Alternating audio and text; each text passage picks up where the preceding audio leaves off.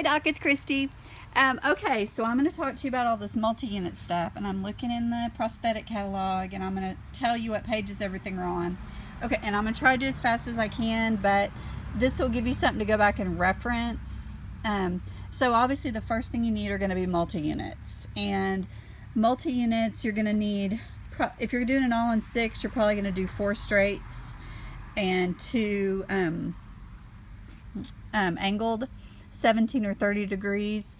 Now I'm going to give you retail prices, and just know that we will work out a deal. Once I know what all you need, I'm going to figure out the best deal that I can for you. So the straights, the retail are $175 a piece, and the angled, they're $195 a piece. So that kind of gives you an idea. And then on the angled ones, the screw goes right here, and then right here we have a little carrier that you can screw in the top that's reusable. It looks like this. You will need a package of those. They come in a package of 3, and so you'll need a package of those. You don't have to, but they just make your life easier, and why not? They're cheap. Okay, so when you're choosing multi-unit abutments, you don't have to have these either, but we do have these little try-ins, and you'll see they go from 1 millimeter up to 5 millimeter on the straight, and then 17 degree and 30, they go from 225 up to 4. And I'm on my back patio, so it's loud. And those are reusable as well, and those are, they're $49 a piece. Those are some things I'll probably try to get you free once we figure out which ones you want. To place the abutments, with the angled abutments, you actually place them with your regular 050 driver, but with the straight abutments, you have to have this little manual hex. It just fits down over the top of that abutment, and you can hand tighten it, and then you would use this for your handpiece or this for your ratchet. And you have to have these tools for those straight multi-unit abutments. If you do not have these, you cannot torque them down. So these are very, very important.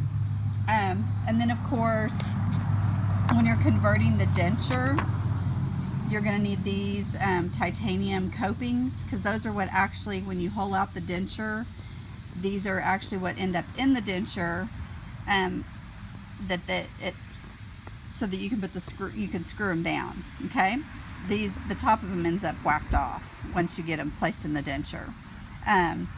You will also need either open tray or closed tray copings whenever you're making for your final, and analogs.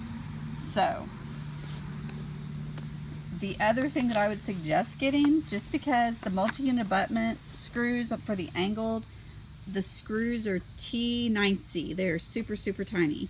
And so if you just order an extra like package of 5, you don't have an oh shit moment where you drop the screw and can't find it, and you have to find it right then.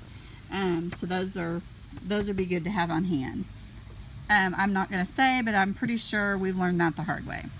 Okay, I'm looking here. I've got all my stuff on the computer here. The other thing you will need is you're going to need an adjustable torque wrench, and I don't know if you have that already.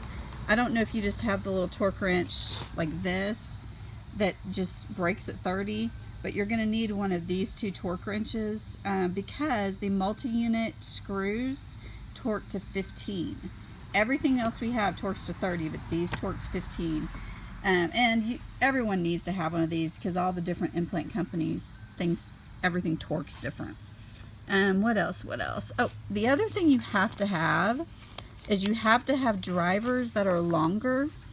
So instead of just the regular drivers, you're going to need the longer ones, because they, when you're trying to screw down the screws in those titanium copings, the regular drivers aren't long enough. So that's something else you're going to need. Of course, a lot of this stuff is stuff you won't ever buy again. The other thing you are going to want is you're going to want one of these models, and those unscrew, and that way you can actually show your patients what it's going to look like. And they're pricey. I'm not gonna lie. I actually already had these the sight dilators on here too, So if you bought everything retail, it would be $37.89. That does not include the implants. But I'm gonna be able to discount that at least 20%. So it's gonna take it down to around 3,000. I bet it'll end up being less than that, to be honest. That's even if you bought the site dilator kit. So that is all, I think. Have a good night. Bye.